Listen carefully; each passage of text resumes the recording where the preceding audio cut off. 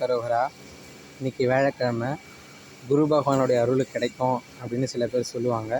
ஆனால் அது மட்டும் இல்லை, இன்றைக்கி குரு பகவானுடைய நன்மைகளும் கிடைக்கும். அப்புறம் பஞ்சமி இன்றைக்கி, அதனால் அந்த வராகி அம்மனை வழிபடணும் அப்படின்னு சொன்னால் ரொம்ப விசேஷம். பஞ்சமி இன்றைக்கி நாளைக்கு காலையில் வரைக்கும் இருக்குது. நீங்கள் விடிய காலையிலையும் பஞ்சமியில் அம்பாளை நீங்கள் வழிபடலாம். நம்ம எதை கேட்கணுமோ நிறுத்தி நிதானித்து அம்பாள்கிட்ட பொறுமையாக அப்படின்னு நம்ம கேட்டோம் அப்படின்னா அது நிச்சயமாக நடக்கும். ஏன்னா வார்த்தைகள் பிழை இல்லாமல் கேட்டால் தான் அம்பாள் அள்ளி கொடுக்கறதில்ல வள்ளல்.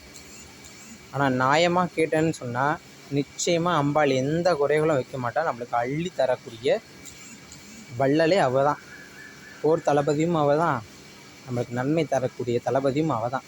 அதனால் அவகிட்ட சரணடையும் போது உண்மையை மட்டும் சொல்லுங்கள், நீங்கள் நிச்சயமாக அவள் எல்லாத்தையும் பார்த்துப்பாள்.